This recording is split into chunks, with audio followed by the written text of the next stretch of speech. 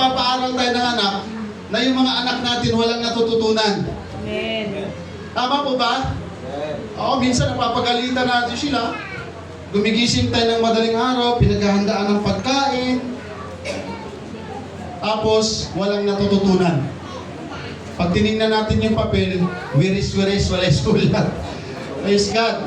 So, tayo, hindi tayo natutuwa pag wala tayong natututunan. As a pastors, mga kapatid, even the other church leaders na tayo sa likod ng pulpito na nagtuturo, nalulungkot din po kami pag wala po kayo natututunan. Narinig niyo naman po kami. Amen. So nalulungkot po kami kung aabot tayo ng 5 to 10 years, wala tayong natututunan. Alam niyo po, mapalad tayo na nasa religion tayo, na tayong lahat ay available maghawak ng Bible at mag-aral. Dahil mayroon pong mga religion, bawal yung mga members na maghawak ng Bible, yung tagapagturo lang. Pero tayo, malaya tayong lahat na mag-aral. Dahil ang salita ng Diyos ay para sa lahat. Kasi hindi tayo pwedeng maging witness kung wala tayong napapatunayan. Wala tayong natutunan. Tama po ba, mga kapatid? Amen. So kung kami man ay nalulungkot na wala kayong natututunan, paano pa kaya ang Diyos? Natutuwa kaya ang Diyos, mga kapatid, na tumatanda tayo sa Panginoon na wala tayong natututunan? Di ba sa school nakakaawa yung pumapasa ng awa? Di ba? Oh, kawawa naman ako, pumasa ako ng awa. Pag hindi kinaawaan, hindi nakapasa. So sa atin pa, kung mayroon mang natutuwa sa atin na hindi tayo natututo sa salita ng Diyos, ang demonyo. Amen? Ang Diyos hindi natutuwa, mga kapatid. So nawa, sa pag-aaral natin, maging seryoso tayo. Kaya kung malapit ka ng tatlo, sabihin mo sa kanya, ayaw ko muna ng kausap. Mag-focus muna tayo sa Lord. Palakpakan nga natin ng malakas ang ating Panginoong Diyos, mga kapatid. Praise the Lord! Basahin po natin ng malakas, sabay-sabay po tayo.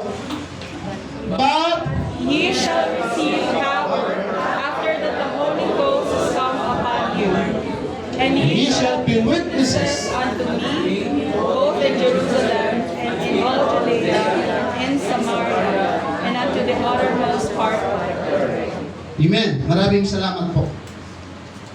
So ang kapangyarihan ng Diyos, ang Espiritu ng Diyos, ay ibinibigay po niya sa ating mga tao dahil yan po ay siyang kapangyarihan na magpapatutuo.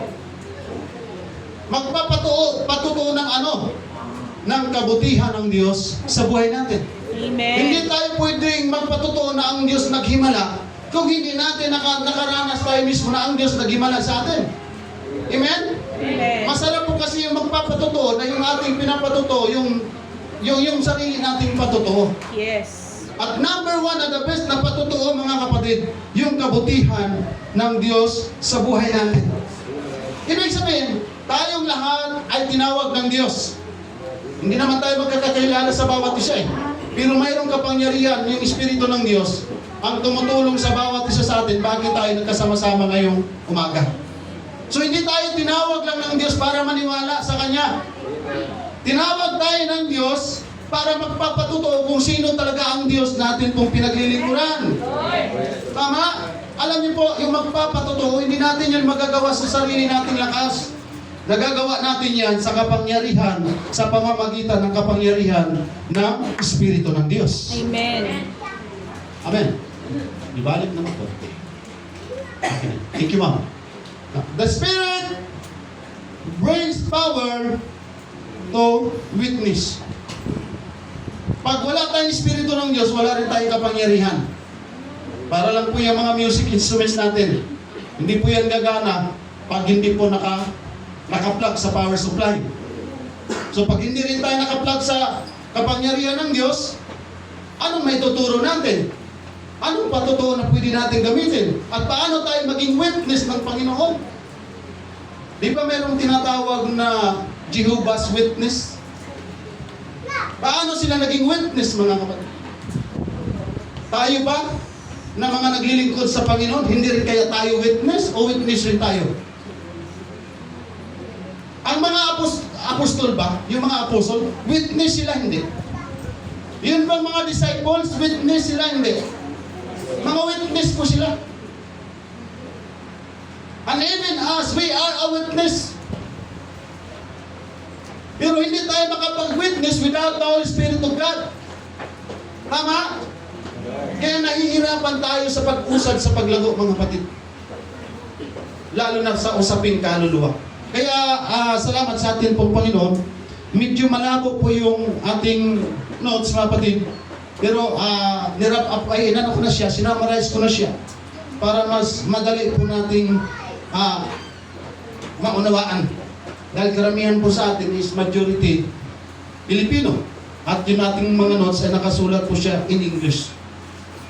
Hindi po natin maintindihan yan kung wala rin ang Espiritu ng Diyos at wala rin po tayong kaalaman. Amen? Amen.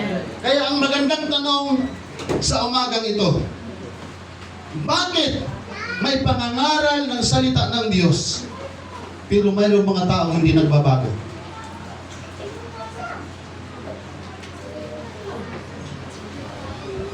Bakit may mga simbahan na malalaki naman at maraming mga church members na tinatawag pero walang impact? Dry. Parang mga patay. Parang nasa simenteryo. Bakit, mga kapatid? Anong dahilan? Dahil walang Espiritu ng Diyos. Iba po ang simbahan na walang Espiritu ng Diyos, iba ang may simbahan na mayroong Espiritu ng Diyos. Dahil ang simbahan na mayroong Espiritu ng Diyos, hindi tayo sumasamba based on our emotion.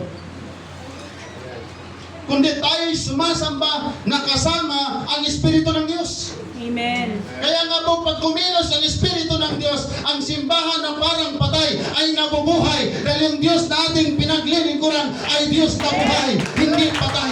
Diyos na hindi sinasabing kung kani-kanino man. Amen? Kaya pag tayo mga Kristiyano, mayroong Espiritu ng Diyos, may impact ang ating pagsamba. Amen? Hindi lamang tayo umiiyak sa pamamagitan ng ating pong emosyon. Ang Espiritu ng Diyos, mga kapatid, hindi lang binibigay sa atin yung salita na atin pong mapapakinggan. Dahil yung salita na ito, mga kapatid, may kapangyarihan. Hindi tayo nababago ng salita ng tao. Nababago tayo sa salita ng Diyos. Dahil ang salita ng Diyos ay kapangyarihan. Amen? Amen. So, hindi tayo nagbubuhay with our arguments. Natututo tayo, lumalago tayo, dahil tinutulungan po tayo ng Espiritu ng Diyos. Amen? Kaya, kung mayroon mang mga number one na matagumpay na mga tao sa mundo ito, yung mga taong guided ng Espiritu ng Diyos. Amen? Ayos na. At marami pong mga religion. Namatay na lang yung iba kong mga kamag-anak, hindi alam kung anong kaluluwa, anong Espiritu ng Diyos. Mapalad na lang, kinahabagan ako, Sister Beth. Kaya ako man din, hindi ko rin alam. Mapalad tayong lahat sa umagang ito dahil hindi tao ang nagdala sa atin, kundi ginayad tayo ng Espiritu ng ating Panginoon. Dahil marami tayong mga bagay na dapat nating maunawaan. Kaya nawa, buksan ng Panginoon ang ating pong unawa sa umagang ito, mga kapatid. Amen? Hindi tayo pwedeng maging witness without the power of God. Mahirap mag-Bible study. Mahirap matuto, mga kapatid. Mahirap magturo without the Holy Spirit of God. Kahit graduate ka ng anong klaseng theology, kahit ilang taon tayo in theology, pero pag walang kapangyarihan ng Diyos, pwede naman, nakakapagdala naman tayo ng kaluluwa sa simbahan. Ang tanong, mapalangit kaya? Amen? Amen. Take note, mga kapatid, hindi tayo tinawag ng Diyos, hindi lamang tayo nakapakinig ng salita ng Diyos para madala sa simbahan. Hello? Dinadala tayo sa simbahan para maturuan tayo papuntang langit. Yes. Amen. Kasi mayroong mga taong pilosopo. Alam niyo ba ang daan papuntang langit, Pastor? Hahanapan ka pa kung saan daan. Wala pong ibang daan, kundi ang salita ng ating Panginoong Jesucristo. Pero as long na yan po ay ating pinapakinggan at hindi natin sinusunod, ay hindi natin masisigurado, mga kapatid, na mapalangit tayo. Saan naniniwala na mayroong langit at impyerno? Pero doon sa hindi naniniwala na may langit at impyerno, inulit na para tayo ay magtalo pa tungkol dyan, mga kapatid. Pero kung ang lahat naman dito naniniwala na mayroong langit at impyerno, may tanong tayo ngayon. Tayo ba kayang lahat mapunta sa langit? So yun po ang purpose. Ito po ang dahilan bakit po may Biblia, bakit may pagtuturo. Kaya nawa mga kapatid, sikapin natin na matuto sa salita ng ating pong Panginoon. Bakit sinulat ang Book of Acts? Andiyan po yan sa inyong mga notes. Bakit sinulat ang aklat ng mga gawa? Para kanino ang aklat ng mga gawa? Para lang ba ito basahin natin? Ang Bible lang ba isinulat para basahin natin? Yung bang Book of Acts ay isinulat lang para basahin natin? Kasi magaganda po ang mga kasaysayan yan. Maganda pong basahin mga kapatid. Kaya maganda po na mabasa niyo po yung lahat ng chapter ng Book of Acts. Dahil grabe po ang kasaysayan ng mga Kristiyano dyan. Tayo, napakapalad natin ngayon. Mayroon tayong lugar na ganito. Kaso nga lang, kahit may aircon, ay initan pa. Pero sila mga kapatid, walang ganito. Amen. Pero iba yung kanilang pagsamba. Dahil pumupunta sila sa church, hindi sa musicians, hindi sa mga song leader, hindi sa pastor. Pumupunta sila at nagtitipon kahit wala sa church. May revival dahil kasama nila ang Espiritu ng Diyos. Amen. Hallelujah. Amen. So, ang Book of Acts, yan po ay hindi lamang sinulat para mabasa natin, kundi sinulat po yan para tayong lahat ay hikayatin. Pag lahat po ba, ilan?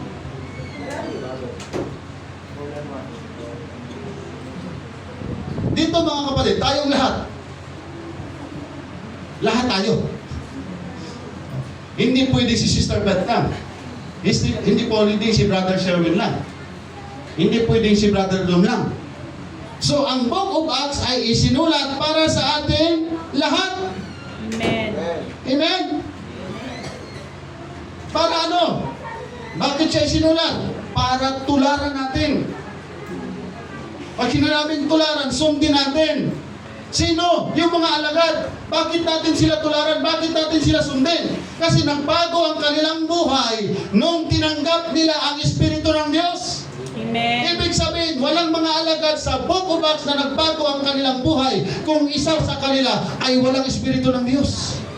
Amen? Kaya ang makapagbabago ng buhay ng tao, hindi ang Pentecostal, hindi ang religion. Ang makapagbabago ng buhay ng tao ay ang Espiritu ng Diyos. Pero kung hindi naman natin tanggap ang Espiritu ng Diyos sa buhay natin, kahit tatanda tayo sa paglilingkod, hindi tayo magbabago mga kapatid. At hindi po tayo matututo. Amen. Amen! So ang Espiritu ng Panginoon ay nagbibigay sa atin ng kapangyarihan. Sabi nga ng Bible sa Book of Acts, yung dunamis, ano po yung word na dunamis, yung Greek word, na yung Espiritu ng Diyos is an exclusive force. Mayroong dynamic power. Mayroong transforming impact. Kaya ang malaking tanong mga kapatid maraming mga Kristiyano nagsabing mayroong Espiritu ng Diyos, pero bakit walang impact? Bakit walang pagbabago? Kasi ang tao mayroong Espiritu ng Diyos, nagka-transform. Amen? Pag sinabing dynamo, dynamic, parang hinahalin tulad yan sa isang dinamita. Pag ang dinamita, pag nabuksan ang pin, pag hinagis yan, sasabog yan. Ganon siya kalakas. Kaya ang Espiritu ng Diyos, pag manaan sa ating puso, every time na tayo sasamba, parang sinasabuyan ng granada ang lugar na ito. Kaya ang mananampalataya, grabe kung magpuri, grabe ang kalakasan. Bakit? We have the power. Amen. Kaya ang bawat pananambahan natin sa lugar na ito, dapat mayroong impact. Salamat po sa atin pong Panginoon. Power. The Spirit brings power to witness. Kapag mayroon tayong salita ng Diyos, ang salita nagiging makapangyarihan. Yung pangangaral ng salita ng Panginoon nagkakaroon ng conviction sa tao. Maging sa atin mga kapatid. Di lamang natin ito basta naririnig, kundi nararamdaman natin. Amen? Kaya minsan hindi natin na nakukuha yung pinakaubod ng mensahe ng ating pong Panginoon Dahil ang church, mga kapatid, dinidistract ng kaaway. Kinukurap ng kaaway yung ating attention, yung ating pandinig. Kaya mayroong mga tao, mapupuspos na sana ng Espiritu ng Diyos, na intira pa dahil kinalapit ng katabi. Kaya sabi niyo kanina sa inyong katabi, ayaw mo muna ng kausap. Amen? Dahil mas masarap pong pakinggan ang salita ng ating pong Panginoon. Kasi nakakahiya naman sa Panginoon. Buhay natin galing sa Kanya, hininga natin galing sa Kanya, lakas natin galing sa Kanya, lahat ng ating pangangailangan galing sa Kanya. Nagsisikap ang Panginoon na matuto tayo, pero wala, hindi tayo natututo. So wag na tayo mahiya sa ating kapwa-tao. Sa Diyos na tayo mahiya, mga kapatid. Amen? Amen. Kaya nawa sa mga susunod na pag-aaral ng Diyos, walang sasamba para sumambalang. Sumamba tayo na matututo tayo na kasama ang Espiritu ng ating pong Panginoong Diyos. Para maging effective witnesses po tayo, mga kapatid. Amen?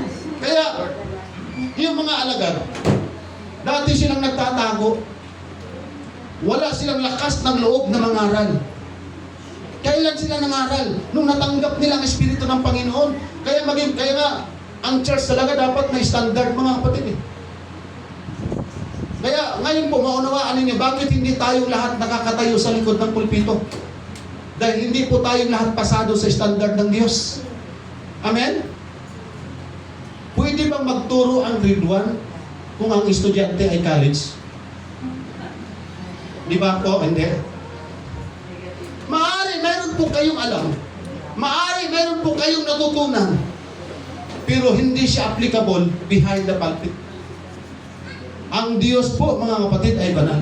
Amen. Ang Diyos po ay hindi basta-basta nagpapatayo. Kaya nga sinasabi natin, mapalad ang tao nakakatayo sa likod ng pulpito. Kaya ang pagtayo dito, hindi basta-basta. Magpupuyat ka, mag-fasting ka, mag-pray talaga, mga kapatid. Kasi ang kalaban natin dito, hindi espiritu ng tao, kundi espiritu ng demonyo. Amen. Kaya mahirapan tayong mag-Bible study, maghirapan tayong mag-witness, mahirapan tayong i-share ang salita ng Panginoon kasi wala tayong alam at ang demonyo maraming alam ng Word of God. Ay kipagdebate pa nga siya kay Jesus Christ eh. Yes, God. Nawa mga kapatid, hindi niyo po ako ma-misinterpret mamaya.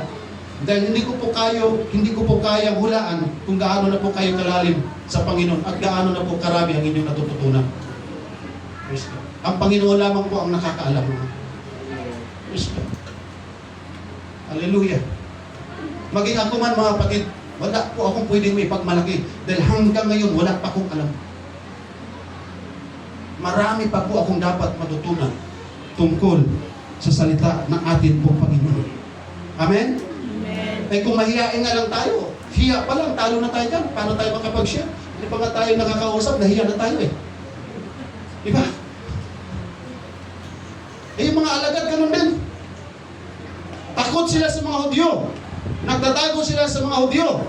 Pero nung tinanggap nila ang Espiritu ng Panginoon, nung binigyan na sila ng otorita ng Panginoon, sige, go na kayo, mangaral na kayo. Yung mga Hudyo na kinakatakutan nila, yung mga Hudyo naging takot na sa kanila. Sino ba itong mga taong to? Mga walang alam, mga walang pinag-aralan, pero hindi lamang sila nangangaral, kasama nila ang kapangyarihan ng Panginoon. May gumagaling, may patay na nabuhay, may bulag na nakita, may mga pilay na nakakalakad, may mga tinting sakit karamdaman, hindi kayang pagamutin ng doktor. Pero nung sila'y nangaral, kasama ang Espiritu ng Diyos, iba ang impact, mga kapatid. Amen. Praise God. Kaya dapat walang Pentecostal na matatakot kung sino mang religion ang kaharap natin. Dahil hindi tayo naglilingkod ng dahil sa religion. Naglilingkod tayo ng dahil sa Diyos. Amen. Amen. Praise God. Pero sa mga nakakaramdam ng panghihina, ng takot, ng nervyos, nararanasan din po namin yan, mga kapatid. Dahil yan po ay naranasan din ng mga alagad. Pero magtra-transform po ang buhay ng isang tao kapag guided na po tayo ng Espiritu ng ating pong Panginoon. Amen. Hindi kailangan mag-aral tayo ng 20 years in theology para mag-doctorate tayo, mga doctor of philosophy, mga kapatid, para maging epektibo tayong tagapagturo sa likod ng pulpito. Ngunit na yan. Pero mas lamang kung nakakapag-aral tayo. Ang mahalaga, mga kapatid, mayroong Espiritu ng Diyos. Di tayo nagsasalita ng ganang sarili natin. Amen? Amen. Tapos sabihin mo sa iyong katabi, nahiya ka bang mag-Bible study? Dinin. Praise God. Praise the Lord.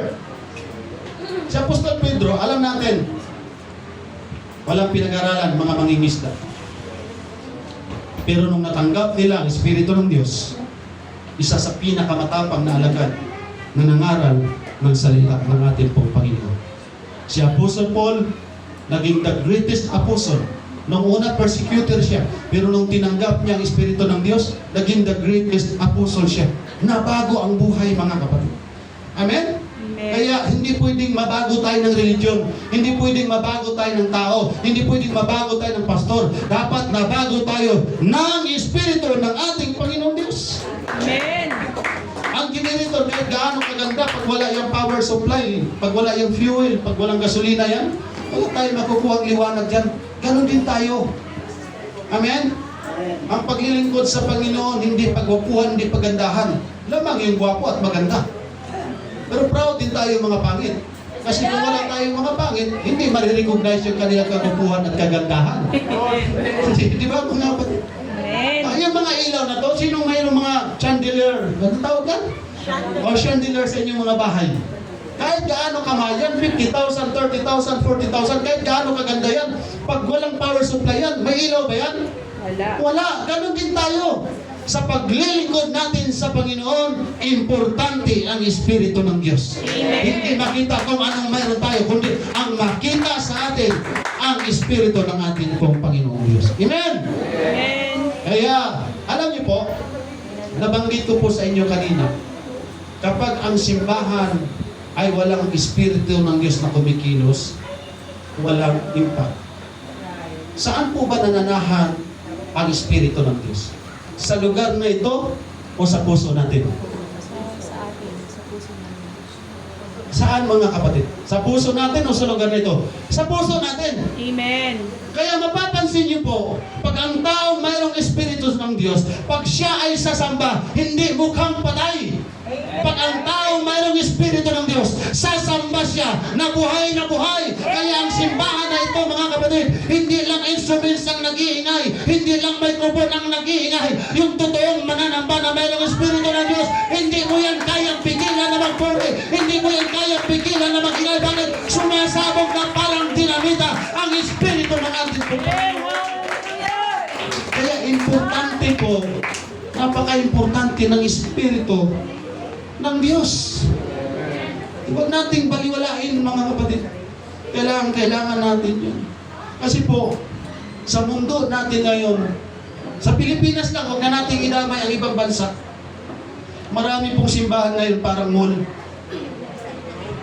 Sino dito ang nakakapasok ng isip ng mga mall?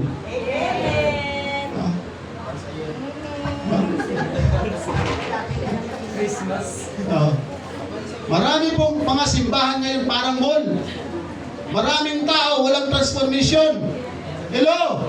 Ang Diyos hindi naghahanap ng simbahan ng parang mall. Ang hinahanap ng Diyos, yung simbahan na lahat ng tao mayroong Espiritu ng ating pong Panginoon.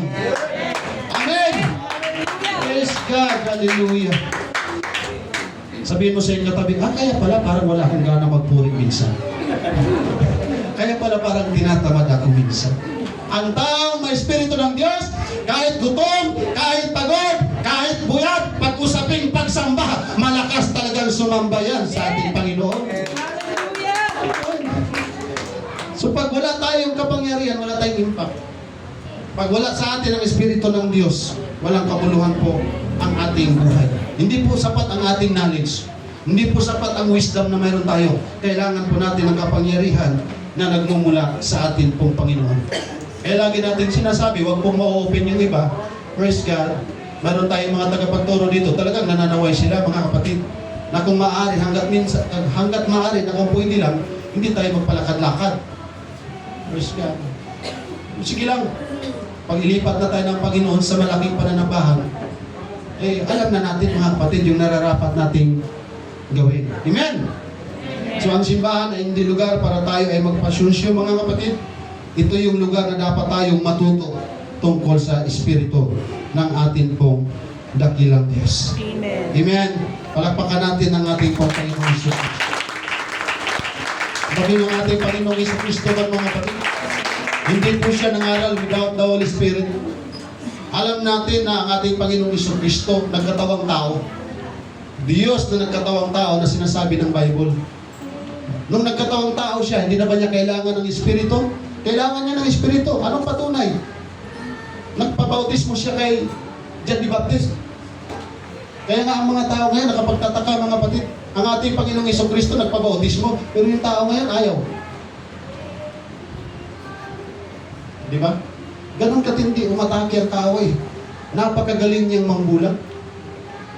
Yung karakter ng demonyo, mababasa po natin yan sa John chapter 10. Kung anong klaseng karakter siya. Nung nakita ni John the Baptist na binabaan ng Espiritu Santo ang ating Panginoon na katulad ng isang kalapati,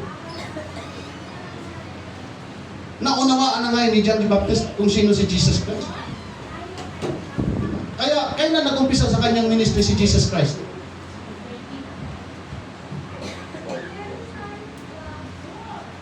Kailan siya nangaral, mga kapatid? Nung nag-edad siya ng 30.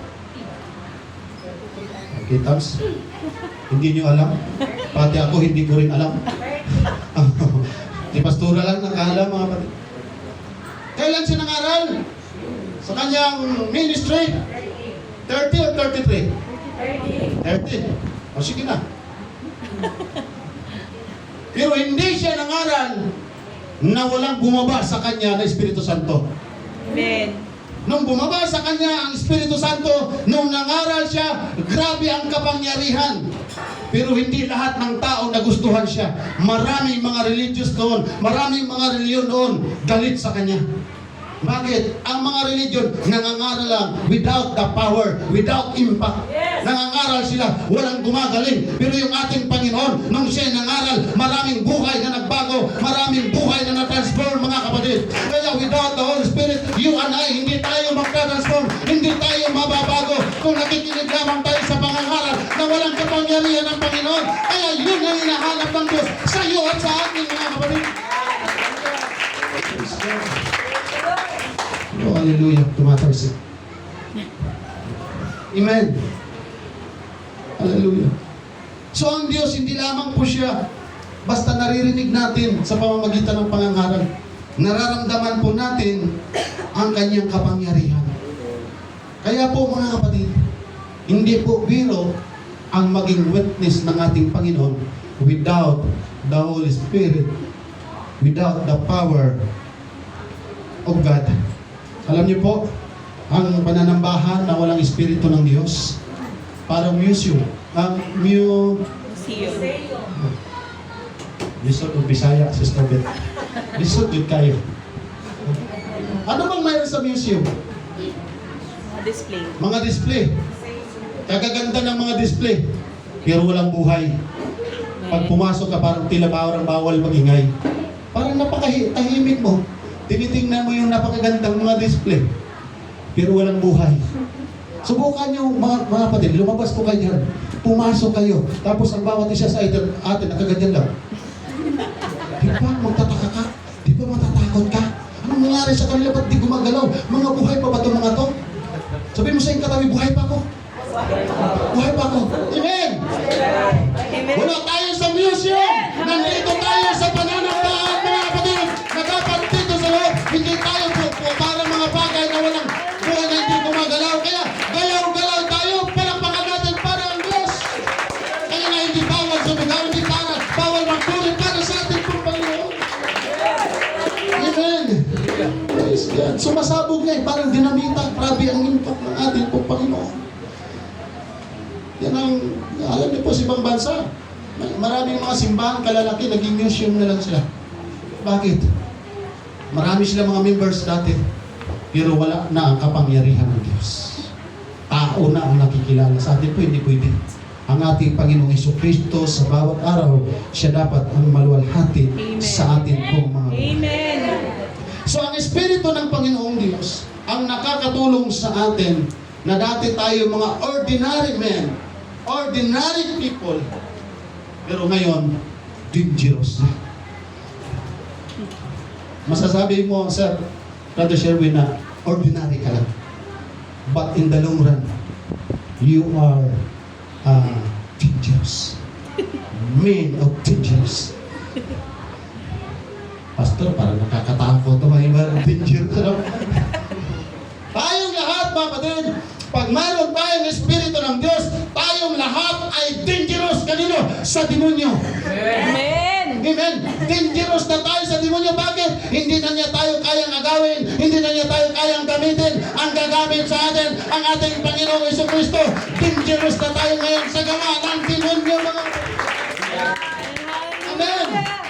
Kaya pag mayroon tayong Espiritu ng Diyos, naku, hindi talaga silent ang church. Alive na alive. Amen. Diba mayroong mga church kumakantang, alive, alive, alive forevermore.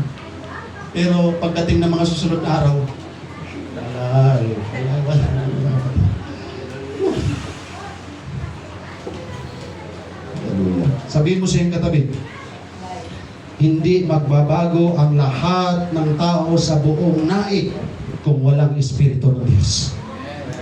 Sabihin mo sa iyong katabi, hindi kaya ni Pastor Junari, ni Pastora Jezabel, na yung lahat ng tao sa Hills Bunaik ay magkaroon ng Espiritu Santo ng Diyos. Sabihin mo sa iyong katabi, kailangan ako, kailangan ka, kailangan tayong lahat na magamit ng ating pong Panginoon para maging witness na ipangaral, na ituro sa lahat ng tao, kasama ng mayor, kasama ng mga barangay tanod, kasama ng doctors, kasama ng engineers, sa lugar ng naik, mga kapatid. Papayag lang ba tayo? Tayo lang nandito mapalangit? Sila hindi. Hindi po tayo papayag. Amen! Amen. Nawa, maging party po tayo. Maging kabahagi po tayo sa gawain ng ating Panginoon sa iba't ibang party ng naik. Nag-start na po sila sa Pilmer, sa Barangay Halang.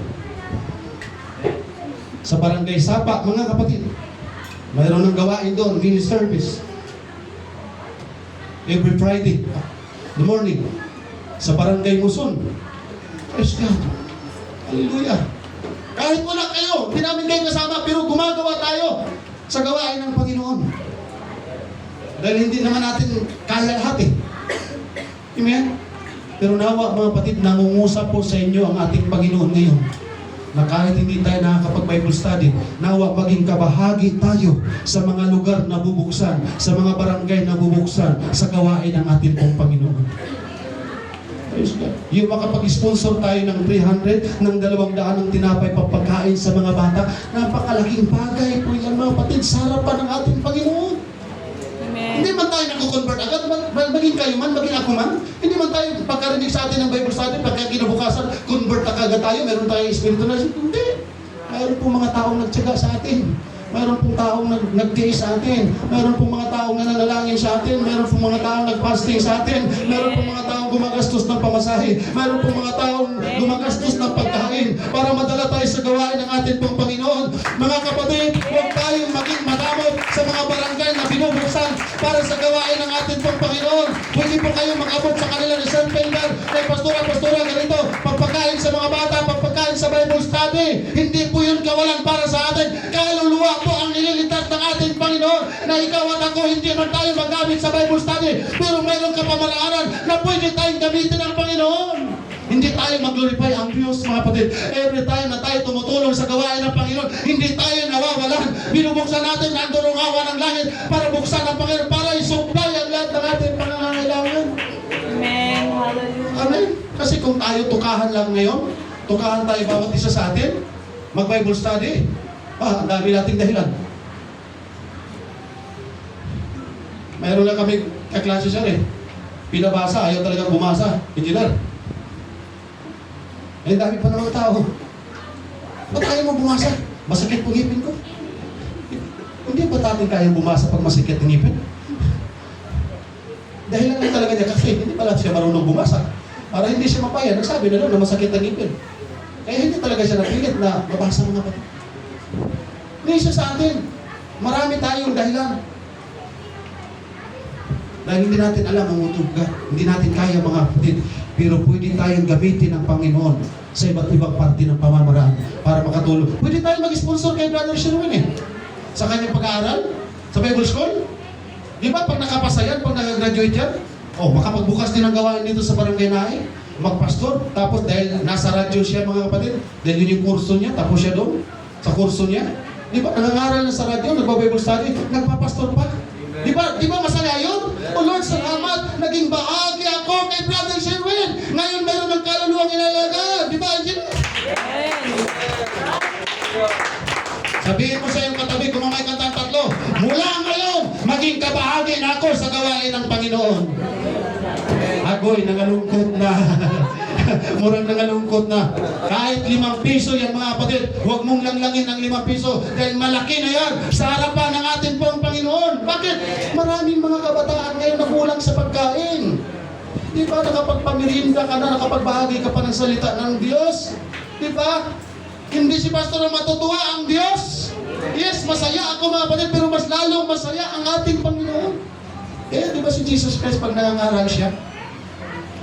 Yung mga tinapay, pagkain, isda. Kasi sa pag-Bible study, sir, kahit ilang minuto lang, yung iba inaantok, pagod, hindi ka na makakonsentrate, 30 minutes lang. Yung iba dyan, gutom. Diba? Pero kung makakain na ng Word of God, makapamirinda ng tinapay, magpipray pa yun. Sa mga kaibigan, ganitong oras mayroon Bible study, tapos magpapakain yun sila ng tinapay. Minsan kasi yung iba natatakot sa atin. Ako, nandiyan na naman yung mga mukhang attorney. May mga dalang atasikis. Hindi ba, malayo pa nga tayo mga kapatid. Nakabagsak na yung pinto sa atin. Amen? Pero pag narinig nila ang salita ng Panginoon na mayroong kapangyarihan kasama ng Espiritu ng Panginoon, tapos napapakain sila mga kapatid, sila na ang maghahanap ng salita ng Diyos. Hindi na sila magtatago. Amen? Yan, palpakan natin dakilang Diyos.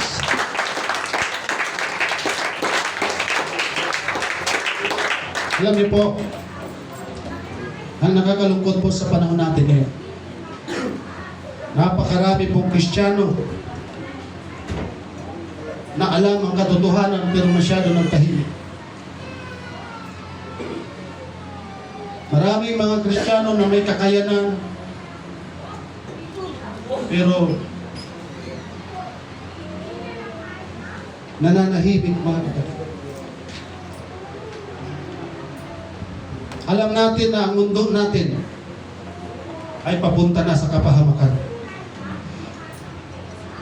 Lahat tayo, mayroon tayong kakilala na hindi paligtas. Pero bakit tayo nananahimik mga kapatid? Nag-o-observe po ako sa midweek online ng youth. Hindi man lang taon, maka-30 kaluoy sa Ginoo. Halos hirap maka 20 attendance. Pagdating ng live sa Facebook every Friday, halos walang dumadalo sa gawain ng Panginoon. Sino dito mayroong kaibigan? Taas ang kamay. Yung iba walang kaibigan. Lahat tayo mayroong kaibigan. Marami tayong mga kaibigan, hindi natin kayang Bible studyan araw-araw. Kaya nga po lagi tayo nakikiusap, gamitin natin yung ating social media. I-share natin mga kapatid ang mabuting balita ng ating pong Panginoon. Sabihin mo sa katabi, huwag tayong manahimik. Huwag tayong manahimik. Marami pang nangangailangan ng kaligtasan mga kapatid. Hindi man natin kaya mag-door to door yung ating mga Facebook timeline. I-share natin yung salita ng Panginoon. Hindi man sila tayo nakapag-Bible study. Yun pong ating sinishare sa kanila. Yun na yung magpa-Bible study sa kanila. Dahil yung ating mga tinuturo doon, hindi yun sa ating karunungan. Udyok yun ng Espiritu ng Panginoon. Praise God. Paano kung wala na silang pagkakataon? Paano pala mga kapatid, tayo lang pala yung pagkakataon na maligtas sila. Pero wala tayong ginagawa.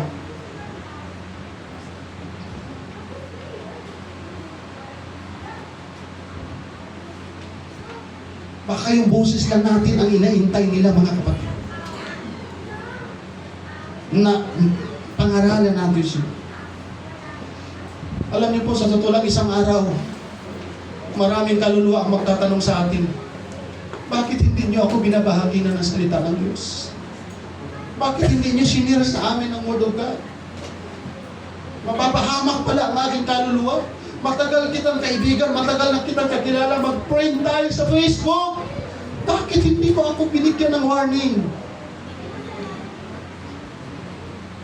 Baliktarin natin mga kapatid. Yung mga kaibigan natin, ligtas na sila, tayo wala, mapunta sa impyerno. Anong mararamdaman natin sa ating mga kaibigan? Halimbawa sa ating mga kamag-anak, sa ating pamilya. Tayo lang ang pwedeng gamitin ng Panginoon na maging solusyon para sa kaligtasan ng kanilang kaluluwa, pero wala tayong ginagawa. Baliktarin natin ang sitwasyon. Sila ang may kaalam ng katotohanan, tayo wala. May impyerno pala yung ating kaluluwa, pero yung ating mga kamag-anak, hindi tayo winarningan. Anong masasabi natin sa kanila? Nawa po, yung inyo pong mga puso ngayon, yung ating mga puso, ay kinakausap ng Espiritu ng Panginoon. Hindi naman pag sinira natin yung salita ng Panginoon, madala kagad natin sila. Yung mga kapatid, maraming araw po ang bibilangin dyan. Marami tayong panalangin na bubunuin dyan. Pwede ba natin ikatwiran sa harapan ng Panginoon? Lord, nahiya kasi ako. Bakit tayo nahiya? Without the Spirit of God. Pag wala tayong Espiritu ng Diyos, mga kapatid, wala tayong lakas ng Lord. Hindi natin kailangan maging perfecto. Hindi po natin kailangan ma-memorize ang Bible from Genesis to Revelation. Hindi po natin kailangan na lahat ng translation ng Bible ma-memorize natin. Hindi natin kailangan maging magaling sa salita ng Diyos. Ang kailangan lamang natin, maging handa tayo na kasama ng Espiritu ng ating pong Panginoon. Amen? Habang may oras pa tayo, magsalita tayo, mangaral tayo mga kapatid. Huwag lamang nating iasa sa mga tumatayo sa likod ng pulpito. Huwag lamang nating iasa sa ating mga church leader. Huwag lamang nating iasa sa mga nagtuturo sa atin ng online. Ikaw at ako ay kinakausap ng ating pong Panginoon. Habang may oras pa, gamitin natin ang ating mga bibig. Gamitin natin ang ating mga social media. Dahil baka isang araw mga kapatid, huli na ang lahat. Alam niyo po, ang impyerno, mapupuno ng mga taong ang laging rason mamaya na. Kapatid, Bible study tayo, ay mamaya na, wala akong panahon, wala akong oras, wala akong pagkakataon. Ang impyerno po, mapupuno ng mga taong puro mamaya na. Hallelujah! Pero ang langit, ang Diyos, sa umagang ito, ay nag-aantay na mayroong puso na magre-response sa panawagan ng ating pong Panginoon Diyos. Lord, patawad kung lagi na lang akong mamaya. Lord, patawad kung ang isip ko bukas na lang. Lord, patawad ka. Saka na lang ang aming iniisip. Kailangan ka ng Diyos. Kailangan ako ng Diyos, mga kapatid. Kailangan natin ang Espiritu ng ating pong Panginoon. Kailangan tayo ng ating pong pamilya. Amen. Dahil kung mahal talaga natin ang ating kapwa-tao, kung mahal natin ang ating pamilya, hindi tayo pwedeng manahimik at hindi pwedeng magpasawalang bahala tayo. Hindi man nila tayo sundin, hindi man nila tayo pakikinggan. Ang mahalaga, nakita ng Diyos na mayroon tayong ginawa. Binahagi natin ang katotohanan tungkol sa kaligtasan, mga hindi man natin sila madala sa gawain ng Panginoon. Ang mahalaga, ginamit po tayo ng ating pong Panginoong Diyos. Hallelujah. Dahil hindi na po natin sila kayang abutin pag nasa impyerno na po sila. Ang nakakalungkot, kung tayo rin nakakaalam sa katotohanan, akala natin mapalangit tayo, pala impyerno tayo. So yun po ang nakakalungkot, mga kapatid. Dahil yung pananahimik natin ngayon, baka bukas makalawa isang araw, yung iyak natin para sa kanila, huli na. Mayroong mga anak, lahat ng mga anak magsabing, Praise the Lord! Lagi natin sinasabi, na hanggat ngayong buhay pa ng ating mga magulang, paramdam natin ang pagmamahal natin sa kanila. Maging din sa ating mga mahal sa buhay, kahit hindi natin sila kasama sa paglilingkod sa Panginoon, ipadama natin sa kanila ang ating pagmamahal. Umiyak tayo sa Panginoon para sa kanilang kaluluwa. Manalangin tayo sa Panginoon para sa kanilang kaluluwa.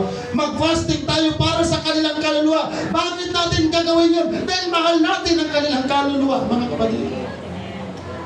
Praise God. Hallelujah. Nawa, magamit tayo ng atin pong Panginoon. Dahil yung Espiritu ng Diyos na binibigay sa atin, hindi lamang po yan binigay ng ating Panginoon para gamitin natin sa loob ng pananambahan, kundi para sa mga kaluluwa na nawawala at nangangailangan ng kaligtasan. Yung Espiritu ng Diyos ay binibigay po sa atin hindi para pag-usapan ng tungkol sa Diyos, kundi maranasan ng mundo kung gaano kasaya ang maglingkod sa Panginoon na kasama ang Espiritu ng Diyos. Kaya laging tinuturo sa likod ng pulpito, tinuturo ng notes na ito, mga kapatid. We need to seek the Holy Spirit every day. Hindi lang sa araw na tayo ay sasamba sa Panginoon. Sabi ng Bible, mamuhay tayo may kabanalan, hindi lamang sa araw ng linggo, kundi araw-araw, mga kapatid. Maging witness tayo ng atin pong Panginoong Diyos. Kung ang wala nga sa katotohanan, mayroong lakas ng loob. Yung mga iba nga, hindi nga totoo yung kanilang Diyos, pero ang lakas ng kanilang loob. Tayo pa kaya na totoo yung ating Diyos, makapangyarihan yung ating Diyos. Hindi naman hinihingi sa atin ng Panginoon yung ating 24 oras. Ang hinihingi lang sa atin ng ating Panginoon na mayroon tayong ilalaan ng oras para magamit tayo ng ating Panginoon. Hindi man dito sa church, pero yung prayer natin, mga kapatid, mahalaga yan sa harapan ng ating Panginoon. Sikapin natin. Napusan tayo ng Espiritu ng Diyos para magkaroon po tayo ng kapangyarihan, mga kapatid. Tayo pong lahat ay tumayo. Mga kapatid, sa pangungusap ng ating pong Panginoon, mayroon pong na-touch sa inyo pong mga puso. Pero huwag naman natin hayaan na i-touch lang tayo ng Espiritu ng Diyos. Kundi i-welcome natin siya. Buksan natin ang ating mga puso.